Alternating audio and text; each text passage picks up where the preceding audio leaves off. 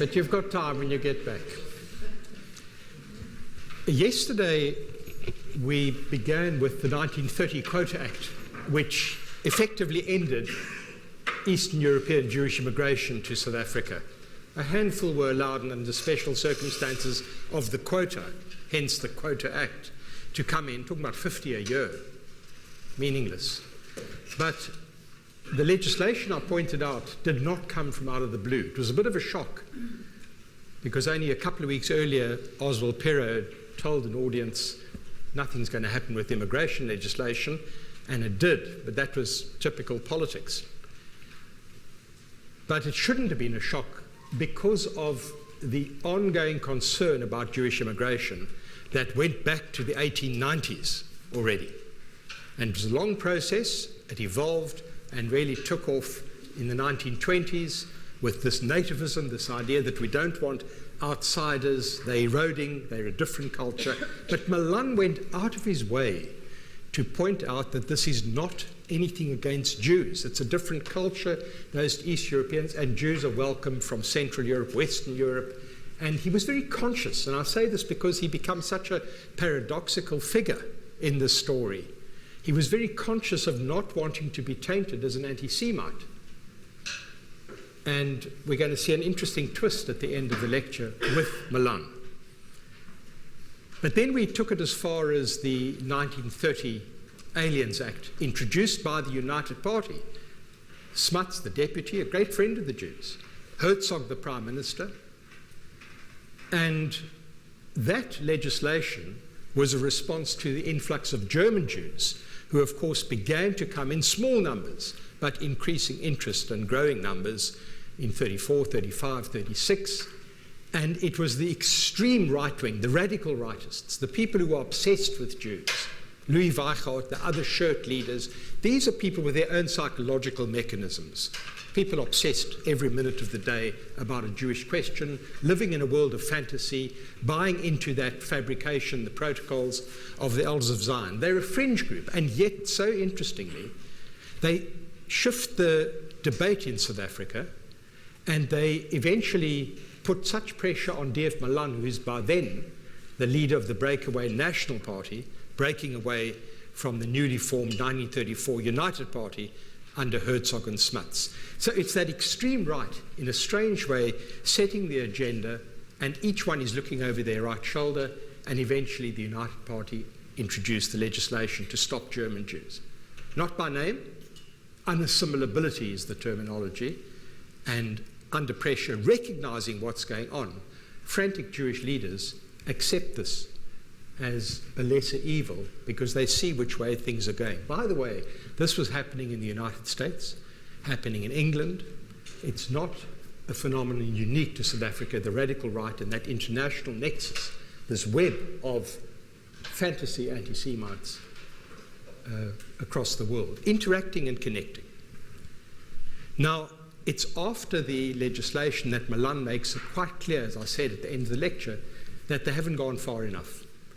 They're now looking at curtailing some of the activities of Jews in the country, professions and so forth. And they see the Jews as an additional race problem. Bad enough, we've got the Africans, we've got the Asiatics, we've got the coloreds, now we're going to have the Jews. They have racialized the Jew with an essence. And it's interesting to think about this in terms of later apartheid, because ethnicity and apartheid was giving a sense of essence to ethnic groups, that they're unchangeable, immutable, and the Jew, of course, is put in that character. In many ways, this presages what is going to come in terms of a worldview on ethnic separation. They didn't want South Africa to become a dumping ground for people, Jews, who were not wanted by their own countries. Ominously now, Milan began to call for a Nordic front. Now, that language of Nordicism has a history in Europe. It's linked with Aryanism. And Nordicism was one of the terms they used in the 1920s, that we can accept Nordic people, but not East European Jews in the 1920s. And now Milan is calling for a Nordic front to win back for the English and the Afrikaans speakers the ground they had lost. And he's saying this within a month of the Immigration Aliens Act, which stopped German Jews coming in. He's echoing the thinking of the 1920s, but he also clearly begins to cross the Rubicon of anti-Semitism, because from now on he's going to be much more loose in his language, much more vitriolic, as for example when he delivers a major speech in Stellenbosch in April 1937, where he links Jews as Jews to a range of evils, particularly communism, and he accuses them of using the help of international financial organizations for personal gain. This is really crossing the Rubicon into fantasy of Jewish behavior. He accuses Jews of being, in his words, disintegrative, because they objected to the power of the nation and were antagonistic to all national movements. They're a state within a state. And then he blames coalition, that's the SAP, the South African Party under Smuts, getting together with the National Party in 1933 and then fusing into one party, the United Party, a year later. He blames coalition and fusion on the Jews and accusing them of doing everything to keep the Afrikaners from uniting, which led to the Afrikaners having such a lowly and insignificant position. They are thwarting the advance of Afrikaners. And he also warns that Jewish opposition to discrimination against blacks, which he is now suggesting this was their position, would lead to miscegenation with all the attendant evils. So Milani is on the warpath at this point, and he continues in another major speech in Pretoria, clearly aware that the public have got an appetite for this sort of radical rhetoric, and in a rousing address he again questions the Jewish presence in South Africa, the role played by Jews in blocking the advancement of the Afrikaner. Remember, the Afrikaners are coming into the cities, they're poor, unskilled, they are suffering in their own way. Milan's pandering to the radical right, it's quite obvious, but he says, and this is important, he says he shares the principles of Louis Weichardt's South African National Party. He shares the principles of that party, but not the political system they advocated, because Milan was adamant that he valued multi-party democracy. Obviously, we've got a race issue unresolved, but in terms of white politics, he values multi-party democracy, and he's opposed to Weichardt's punting of a one-party state, a fascist state. Weichardt was completely aping the Nazis and their views, and we're going to see more of that with others just now. So Milani's pushing that idea, and it's interesting that a few months later, there's secret communications between the National Party and Weichardt's crowd about forming some sort of coalition or uniting. It breaks down in late 1937, those negotiations. But they fall down on the grey shirts having this type of brown shirt thuggery, brown shirt in the Nazi sense. They're obviously aping the brown shirts. They even call their headquarters in Cape Town Grey House, like Brown House in Germany. Nazi headquarters, and so he steers his distance from Weichardt. Nevertheless, his aim, spelled out, of the National Party would be to crush the existing elements of liberalism and communism in the Union, which he associates directly with Jews. Even the Labour Party, he says, is pro-Jewish, and it's nothing but a kind of Jewish organisation. So Milani's getting more vitriolic. But I don't want you to get the impression that he's alone. There's a phalanx of people supporting him and saying similar things across the country. Hans van Rensburg, who later becomes more prominent, he's the administrator in the Orange Free State. He's seduced by Nazism after he visits during the 1936 Olympic Games, absolutely seduced by the pageantry and what's going on there. There's the Member of Parliament for Oudtshoorn at the time in the 30s, Stephanus Leroux, the father of the Zestiger writer Etienne Leroux. Stephanus Leroux is using the Jewish ticket as well in his battles there. There's Hans Strader, who becomes Prime Minister after the war, or a bit later after the war. The so-called Lion of the North, he's always ready to speak out against the Jews. Karl Bremer, Nico van der Merwe in the Free State, the leader of the National Party in the Free State, Albertus Worth, lesser known, but he speaks out often, Petrus van Nierop, and then the great high priest, as the years unfold, Eric Lowe. Many will remember him, foreign minister in the apartheid government, but he would become the Julius Streicher of the National Party. And then, of course, Hendrik Verwoerd. Verwoerd, brilliant academic at Stellenbosch, his cadre deployment in today's language, he gets sent up north to Johannesburg to start the Transvaal to win the battle for the soul of the Afrikaner with a northern newspaper. Die Burger is their paper in the south. And Verwoerd gets up to start the Transvaal in 1937. His first op-ed on the 1st of October, the first day the newspaper is published. That op-ed is called The Jewish Question from a Nationalist Point of View. That's what he chose, first day. And it's a long article which talks about quotas and special investment for Afrikaners and saying there's a clash of interests. If you're interested in seeing the article in translation, besides the fact in my book, but James Myburgh on Politics Web wrote a piece with that article comparing it to contemporary thinking about quotas and race thinking in South Africa today. You could see that for what James Myburgh, he's an editor of Politics Web, and there's lots of articles by him, but that's one with Verwoerd you'll find. It's at this time that the National Party in the Transvaal won't take Jewish members. Remember, it's a federal party. Each province can run its own system. They won't take Jewish members. They start saying that the others should follow suit. It's not clear if the Free State did. Sometimes people say they did, sometimes they didn't. It doesn't really matter, as long as if Jewish members are going to join. But the first Article 1 of the National Party, its program of principles, identified Christian values at the core of the party and thus effectively precluded Jews from membership. But technically they could, and we'll see this becomes an issue later with Eric Lowe and Milan. So the National Party is looking over its right shoulder. It's got its eye on the next general election scheduled for 1938, and it's looking for alliances with the far right. It's keeping its eyes open.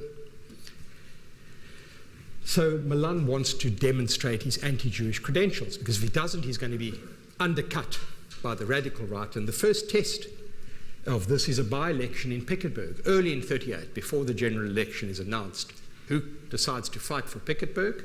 Louis Weigand. Remember, he got defeated in Port Elizabeth in 1936 in January. Now, in January, he decides he'll go for that seat. And that's a seat you don't go for because it's in Milan's neighborhood. Milan's in Calvinia. It's his area, and he goes out to back the National Party candidate. But he has to come clean on the Jewish question to the right, the farmers and so forth. And I'll quote what he says, because he wants to spell out his anti-Jewish principles. He says, "We have proposed that the Jews who come here and have not yet received citizenship shall not receive it. The Jews must be regarded as unassimilable. They may also, according to our bill, not follow any occupation here without a special permit from the nation. We laid down that firms must place the names of their owners on their signboards. If the name is changed, then the previous name must also be mentioned. These are things we have proposed. It is our intention to supplement these with other measures which will admit the Jews to the vocations according to their numerical strength. In other words, if they're 2% of the population, lawyers can't be more than 2%. That's what he's really saying. We wish to give our Afrikaans sons and daughters an education in commerce on a large scale in order that they can take over the places of the Jews who have vacated the vocations." And that's going to set the tone for the general election in 1938, where these ideas are carried on, and Milan is playing the ethnic card. That is to say, he wants all Afrikaners into the fold, appeal to them on ethnic grounds. It's a valuable method, as we know in the country today, and it works among marginalized Afrikaners, the petty bourgeoisie, in the cities, small shopkeepers who think they're competing with Jews. So that's where he'll try and get his support. It also helps to paper over class divisions. If you have an outsider, you bring people into the lager, if you can target someone, which is what the ultra-right party in Germany is doing at the moment. Attack the Muslims. bring in the real Germans in their minds. Milan, in fact, was so happy to move to the right that he brought in Johannes Strauss von Moltke, our friend from the Grey Shirt trial. He joins the party, despite being convicted with the Protocols of the Elders of Zion in Grahamstown in 1934. He cooperates with the Black Shirts, that other shirt movement, and he also brings on board Mani Moritz, the 1914 Boer Rebellion hero, a rabid anti-Semite, and they all join the campaign of 1938. They now compete, those sort of speakers, with the radical right, really making the distinctions academic between the National Party and the SANP. Milan, at the official launch of the party, accuses Jews of having their thumbs on the throat of the government, which he says was incapable of stopping the influx. Well, they had stopped it. Very few people were coming in. The likelihood was negligible, but he used that as a means of attracting support for the 1938 election. He said the Aliens Act was, quote, about as useful in keeping the Jews out as a sieve was in stopping the east wind. It's a favourite expression of his. He uses it again. But basically, vote for the National Party and we'll stop the country being overrun by Jews. And he talks about parasitic exploiters sometimes, the language. And that, of course, doesn't make him anti-Semitic. It's a typical way of saying parasite is really, we know we're meaning Jews, but that will avoid being labelled an anti-Semite, but you really are blaming the Jews for the Afrikaners' misfortune in this country. Clearly, the Jewish question was being utilised for political ends. It didn't work in the sense that there were other issues going on, and the country had actually improved quite a lot under the United Party, for the whites certainly, and things were improving, marketing acts with farmers, and ESCOR was taking off, and things were improved by 1938, and the United Party won comfortably. But when they won, it's no coincidence that there was a cartoon in Die Burger by Boonzaier, our friend, of Smuts and Herzog carrying Hoggenheimer on their shoulders. You know, this is who was running things, Hoggenheimer and these two puppets of him. And the Transvaaler called it a Jewish victory. And Milan talked about the victory was a result of organised power, of money, or Hoggenheimer. So there was this deep thinking.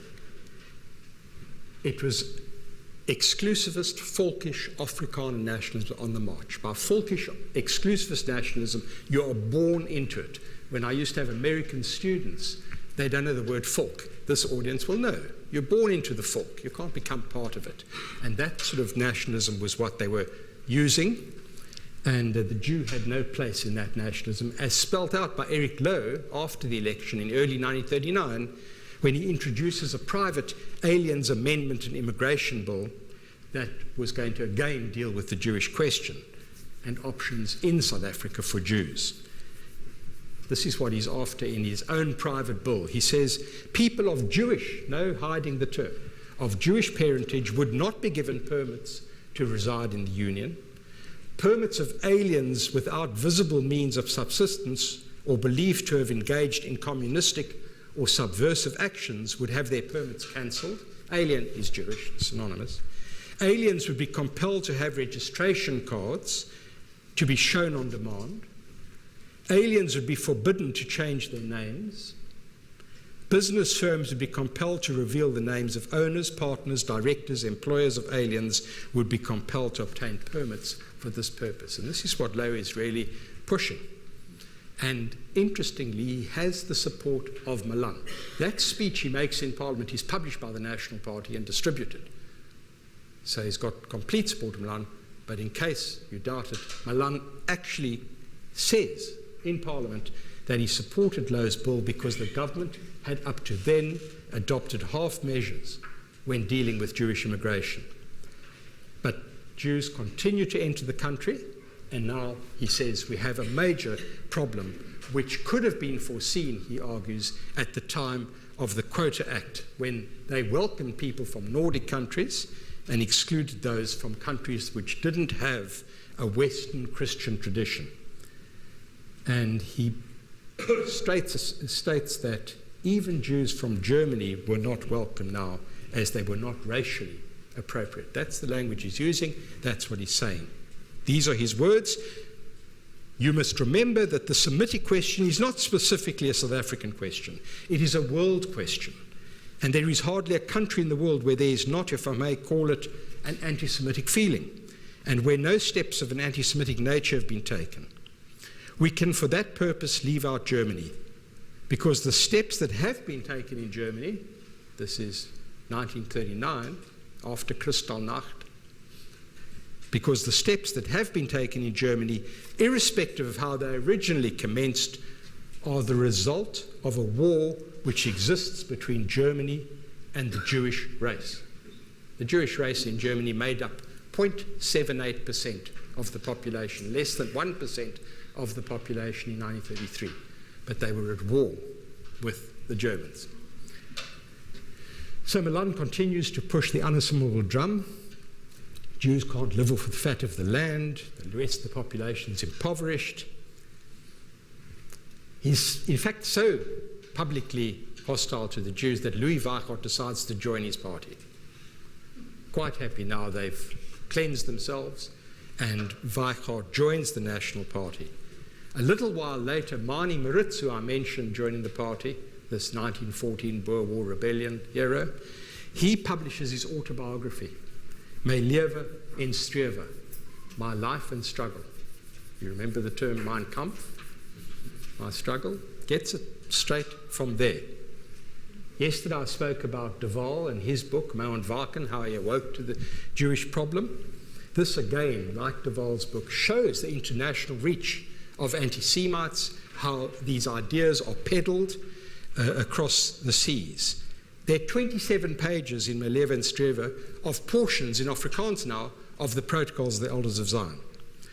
And he applies the protocols to South Africa. From cover to cover, it's a diatribe against Jews.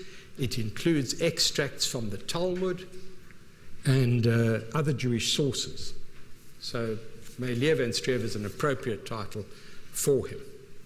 This is early 39, he publishes it.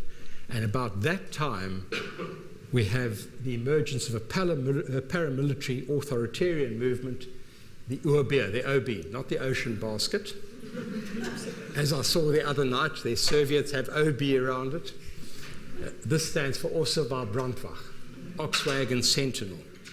And it's born out of that centenary celebration of the Great Trek, the Uurfees, in 1938, when wagons set off from Cape Town to different parts of the country, celebrating the Uurfees, which was a pivotal event in the maturing of Afrikaner nationalism. And the OB attacks what it calls British Jewish Masonic Freemasons, often associated with Jews and anti-Semitism, British Jewish Masonic imperialism and capitalism, British Jewish democracy, Jewish money power, Jewish disloyalty. This is part of the OB's language for the next few years. And of course, it takes off with war being declared in 1939, when South Africa, rather controversially, joins the Commonwealth war effort. Herzog goes out, Smuts comes in, and now there's an anti-war movement with the UOB, and you'll see other groups as well. But also opposition to the war from Milan, who, of course, was opposed to the war, as was Herzog. And it won't come as a surprise to you that in some quarters, at least, Jews were accused of instigating the war, dragging South Africa into the conflict in their own interests. Within weeks of South Africa joining the Commonwealth war effort, Milan sarcastically refers to Smuts, who was now Prime Minister, as a good Jew. And at his party's Orange Free State Congress, held shortly after war was declared, he speaks of organised Jewry backing England, and he refers to Smuts as Janowitz Smutsowitz, which was quite a common appellation for Smuts. He went to Herzliya Smuts. Now, Jews weren't Milan's major concern. I mean, even though he makes those points, this is not uppermost in his head. His real concern is on reuniting all Afrikaners opposed to the war through the newly formed Herenigde Nasionale Volkspartij, the Reunited National Party or People's Party, referred to as the HNP, but it's not Herzog's HNP of 68, it's the National Party of 48 coming to power. So we'll talk about the National Party, but it's the reunited, bringing back into the fold those who belong together. And the whole project is to get those Afrikaners who are supporting Smuts into the fold. And that, of course, will happen to a large extent in 48. But Milan's very concerned about the Oswald Brandt's fascist inclinations. As I say, he doesn't believe in fascism as a system, and he accepts democracy for whites. And he doesn't like the Urbier's anti-democratic agenda. The Urbier, in the same time, is orchestrating a very, very powerful anti-war movement, very powerful, and pushing the fascist buttons. Jews can't be members. The leader says they're unable to subscribe to the principles of the OB, the kernel of which is the preservation of the traditions and language of the Boer nation. Well, I don't think many Jews were going to join the OB. But it's a growing movement. I won't go into great numbers, but they could attract 15,000 at a meeting. They even had support in English-speaking Natal. They're pretty, very growing in numbers. And they've also got their elite paramilitary outfit, the Stormjagers, the storm troops. This is where people like B.J. Forster are interned, sabotage. It's a tense moment, and Milan is by no means going to win this battle. It's the battle for the soul of Afrikaners from 1939 to about early 43. And of course, the OB is providing, like all fascist movements, a sense of belonging, a chance to transcend your material conditions, be part of something bigger, escape from your failures. And it's typical of European fascist movements. And it's not an imitation of fascist movements, says van Rensburg, who becomes leader in 1940. He says the following: it is a movement which has assumed different names in various countries. In Italy it is called fascism, in Germany National Socialism, in Spain Phalangism, and in South Africa the Oswald Brandtwacht. Proudly fascist with an agenda. They are obviously inspired by National Socialism, and they're pushing a Christian national Volkseenheid, a people's unity. They're obviously anti-war, they're calling for a republic, and as their leading historian Christoph Marx, a German scholar who's done a big fat book on the OB, he says it's all girded by anti-capitalist and anti-Semitic rhetoric. But its language is against individualism. It characterizes individualism as a product of British Jewish capitalism, and it even says some Afrikaners have been taken hold by that. The money power has weakened them, and parasites are not welcome, and the natural resource of the country should be open to all. So van Rensburg wants to unite all Afrikaners who had been divided by British Jewish parliamentarianism. And he uses words such as blood purity, bonds of blood, blood and soil. This is part of the discourse of the extreme paramilitary outfit, the Oswald Brandtwacht. And actually it spells out in one of its key documents, 5 racial groups are identified. Whites, both English and Afrikaans-speaking whites, is one group. Jews is another. Africans is another. Coloreds another. And Indians another. And citizenship would be restricted to whites. Jews, with the others, would not have citizenship. And they are described as unassimilable non-Europeans or Semites. They're an alien minority. They would be controlled in South Africa, but without rights.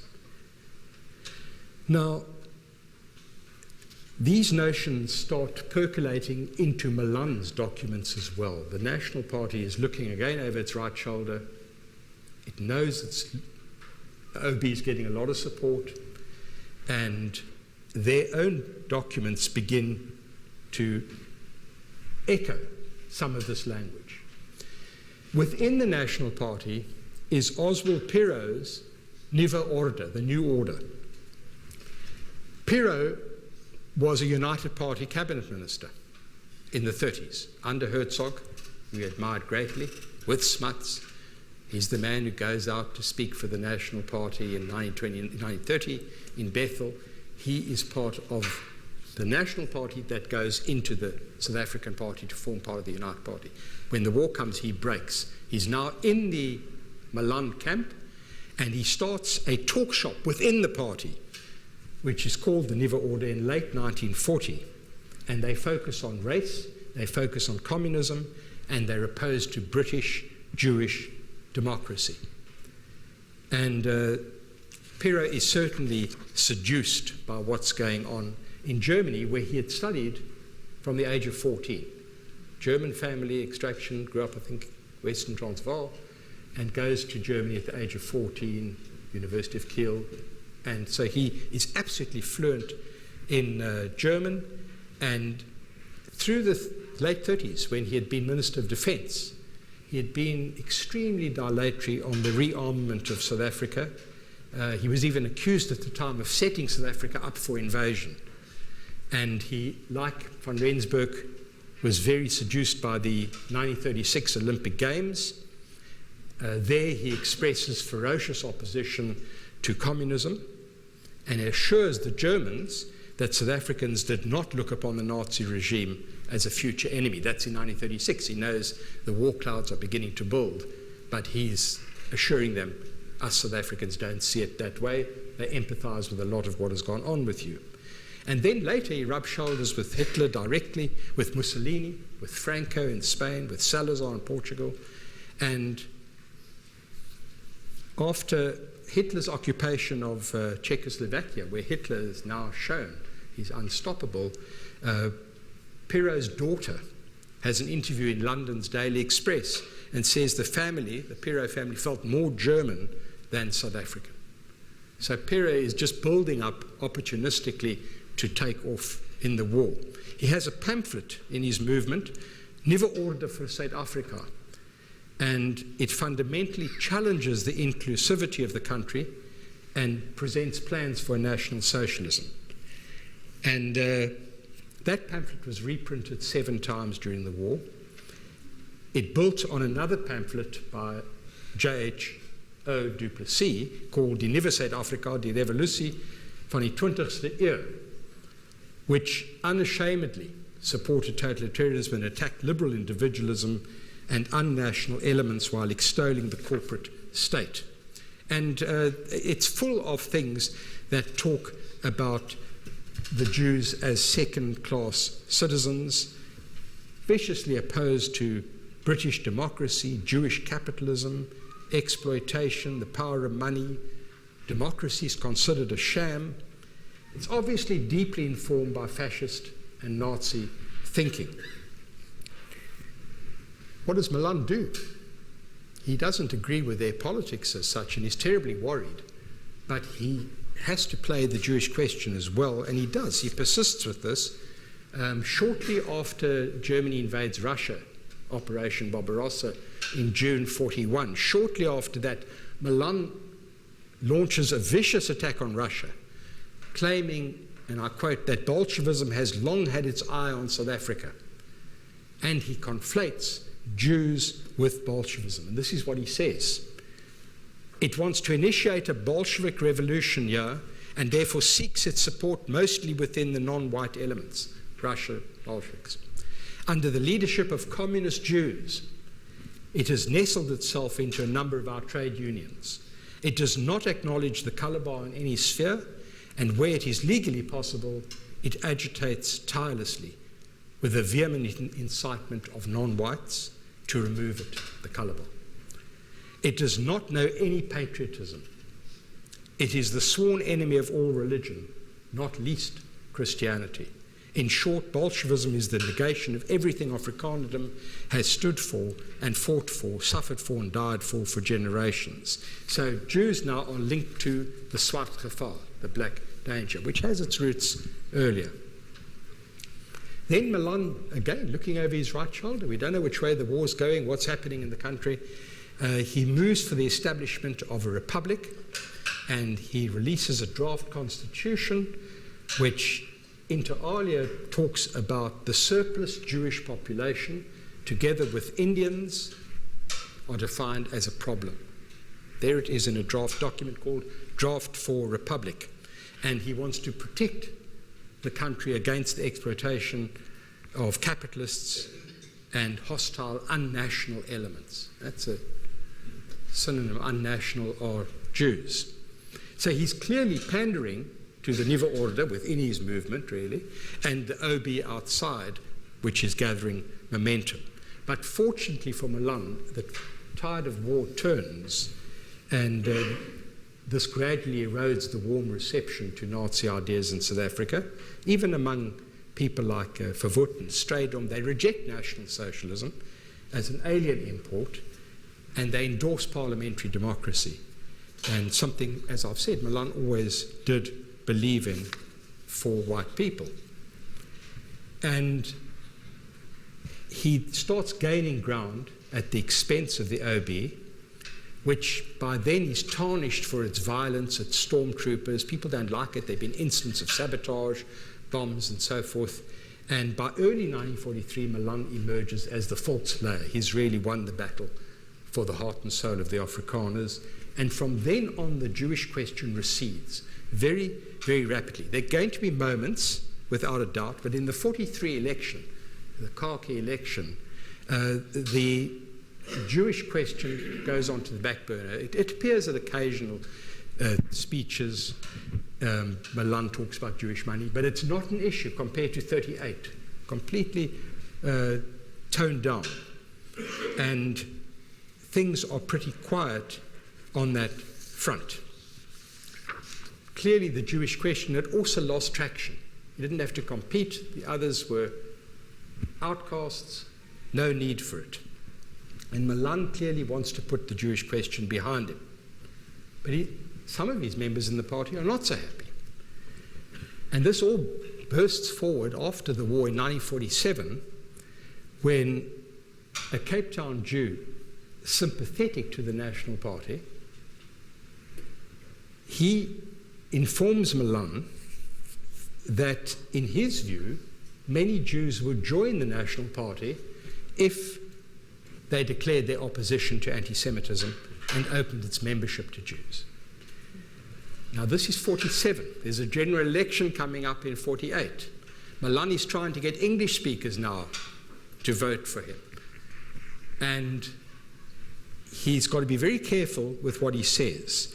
And he responds by saying, as he had so often done, that he was not against the Jews any more than I am against the members of any race as such. Despite everything I've read and that language at the hustings from time to time, he says he's not against. But he does resurrect the saturation argument. You can't have too many of these others.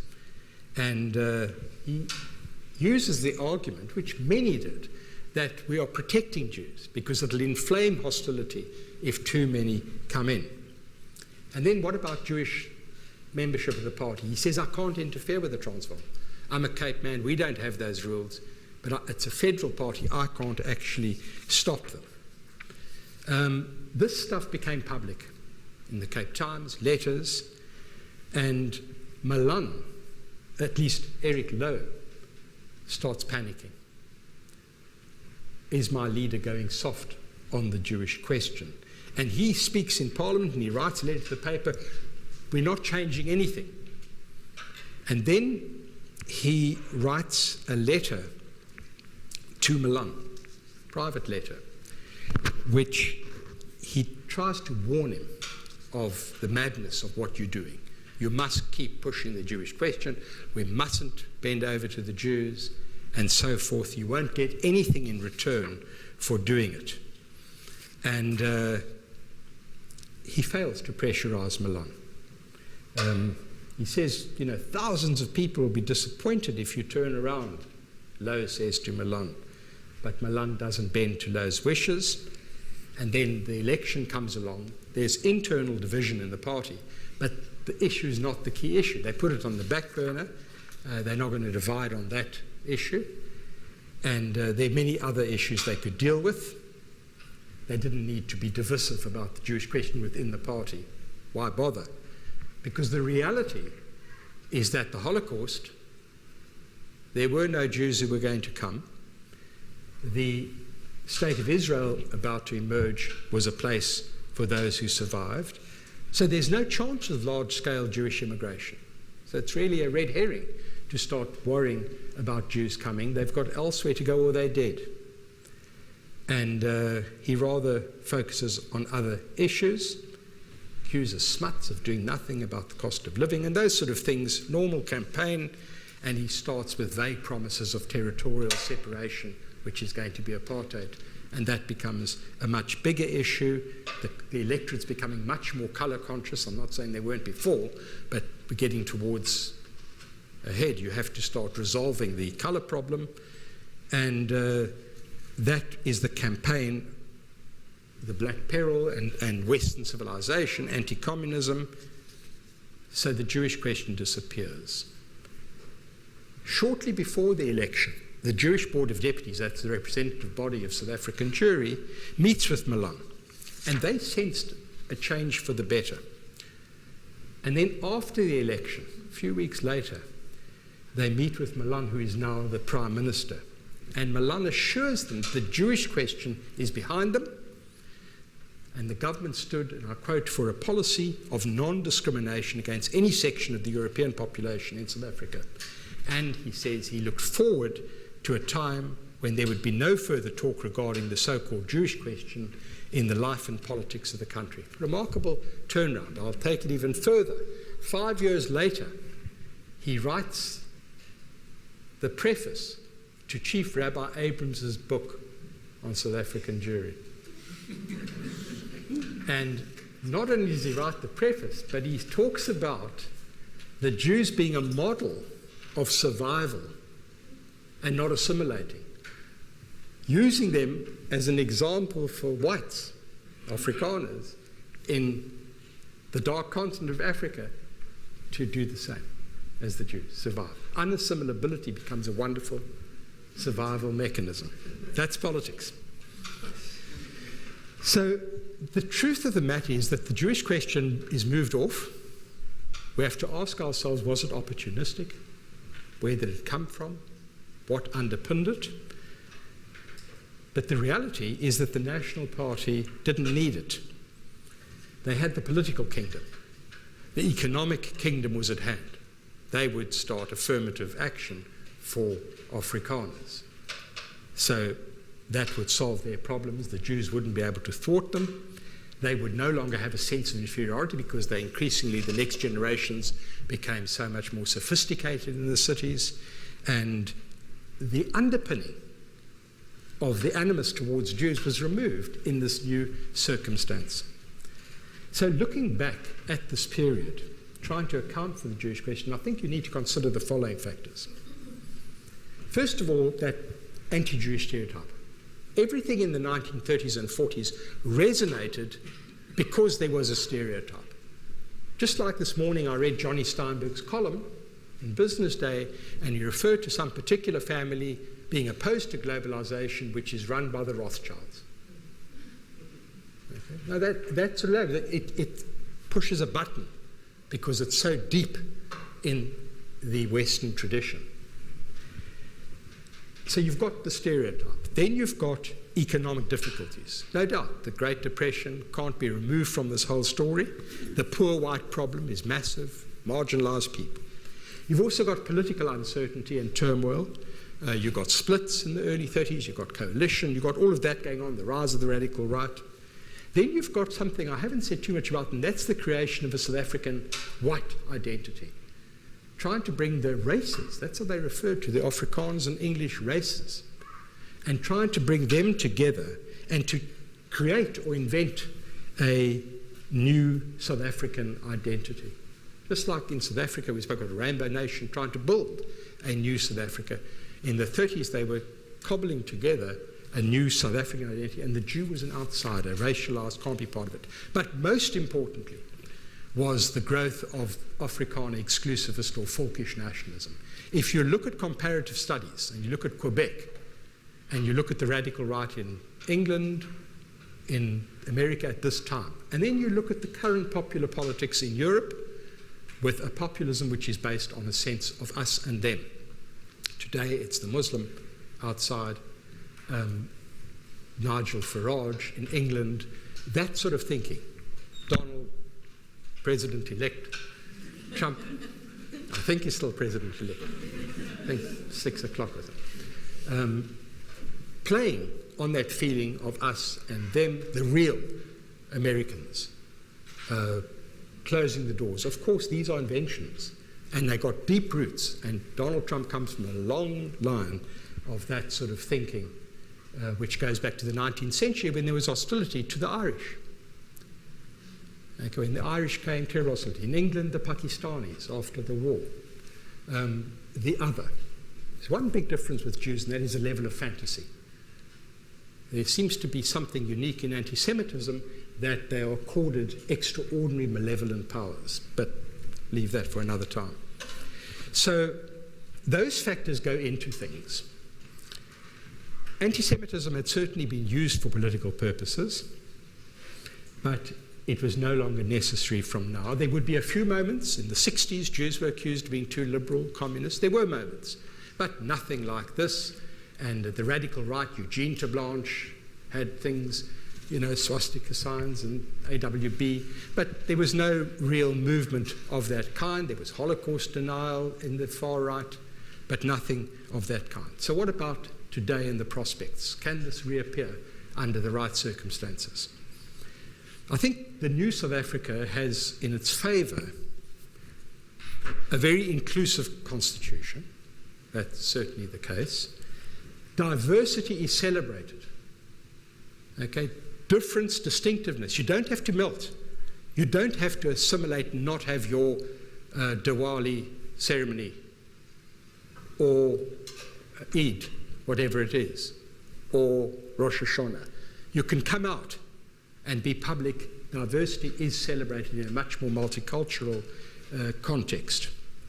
There's also a long history of struggle against racism in this country, deeply embedded across the country, whereby classical anti-Semitism is not acceptable. Just like Penny Sparrow, what she says isn't acceptable. To be classically anti-Jewish, use the word Jew and things like that, is not accepted. And then there are Chapter 9 institutions. All of these things make things very different today. But let me conclude with an observation which was made to me by a very, very eminent historian in South Africa. He said to me in 1994, he isn't Jewish, he said to me in 1994, I told my children that we are all Jews now. It's a white historian. So what did he mean? This historian taught most members of the ANC intellectual world. He basically meant that whites are a minority in the new South Africa. It's a democratic South Africa, but they will for the first time confront that status as a minority. And does this mean there's a problem? Just because you're a minority doesn't mean to say it has to be a problem. All the factors I've given you about the Constitution, the anti-racism in the country, are all there in the favour of whites, that they're not going to be persecuted and so forth within the Constitution. They can go somewhere to the Chapter 9 institution if they are, and so forth. But there have been disturbing signs in terms of what we've learned from these lectures. Firstly, you've got stereotyping. You've got a lot of stereotyping going on of the white. I'm not saying there doesn't exist for black stereotyping. We know that all too well. But there's a lot of stereotyping. You've all heard white monopoly capital. Not monopoly capital, white monopoly capital. Whites are racists. Whites have not atoned for the sins of the past. All land was stolen from blacks. All wealth is derived from black exploitation. The country owned and dominated by whites. Whites responsible for unemployment, inequality and poverty. Fault of the whites, the white colonialists. Now, there's no doubt, no one's arguing that whites, for historical reasons which are absolutely are the top of the pile. No one's questioning that. That's true. But it's dangerous. It's dangerous to keep on pushing that line because you're talking about 4 or 5% of the population in a few years' time being white. It's a minority. It's got the resonances of Weimar Germany in the 1920s when Jews made up 1%, but that was the language used. So it is dangerous. It might have lots of truth that whites dominate when it comes to owning the economy, being on the parapets. But it is a stereotype, it's dangerous, and one has to bear that in mind. We've also got economic problems in the country, need I tell you. We've got political instability and fluidity as well, like the early 30s. Things are going on, they've always gone in this country. We've also got a grappling with South Africanism. What does it mean? And sometimes you get voices that have a majoritarian mindset. We will define what it is. Losing that sensibility of the Mandela's Desmond Tutu Rainbow Nation. Losing it and pushing an Africanist line, which of course is part of a racial nationalism of Julius Malema, where that line is pushed. So you've got these conditions which exist. There's no white problem as such. It's not there. And there are many, many voices who would speak out against it, there's no doubt. There's these deep countervailing currents which would stop any outrageous prejudice. But occasionally the card is played, and we know it, and we know the use of it. So having said that, those are problems, very unlikely, but not inconceivable down the line, and we can always turn to our Constitution. But let me depress you with the last line.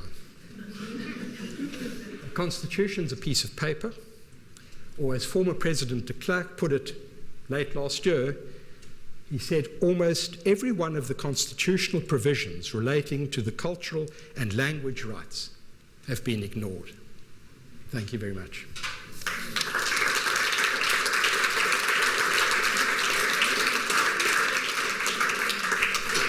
Well, we can just questions indicate with a hand, please.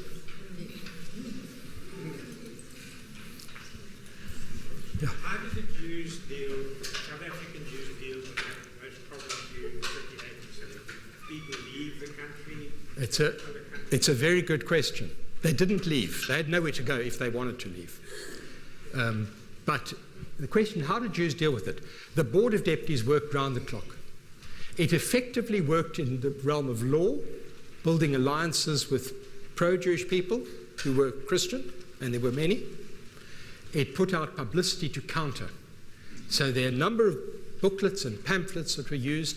They supported behind the scenes that grey shirt trial in Grahamstown. That was and they lobbied with the government. Those were the three avenues in which they worked. They met with Herzog, they met with Smuts all the time. Smuts assured them we're watching the situation. There was concern. Herzog was a little bit slow, and there's a very fascinating document I came across in London, where Herzog is interviewed by the British High Commissioner who reports on his interview. And Herzog says the Jews in Germany, this is not with the Holocaust, but it's into the war. It's 1940. It's 38, 39, but I mean the Jews, there's been Kristallnacht, there's been the exclusion of Jews. I mean, things were bad enough. You don't need the death camps. And Herzog says the Jews basically deserved what they got because they had stabbed Germany in the back, the old story, in the First World War, and they had got what they deserved. They ran Germany, that he bought into that line. He was very close to von Rensburg. I'm sure they must discuss it. It came as quite a shock to see that piece, because he wasn't bad with the Jews. He wasn't bad at all in the sense of open door listening. Smuts very concerned, Hofmeyr particularly concerned. So they were allies. And one thing we know from history is that Jews depend on allies. They're a minority. They, on their own, they got nothing. He was Prime Minister. He was Prime Minister. Yeah, I think yes, he was Prime Minister. Yeah, and then of course he retired when the war. And any other questions? Was there ever a physical situation where they turned a ship back with immigrants? No. No, a few ships came right up to late 39, yeah. And there were people, including Helen Ziller's family, partly Jewish. They came. But there was never a ship turned back in that sense, of Jews. Well, I can see you're desperate to get to your television sets. So, thank you very much. The evaluation forms are available.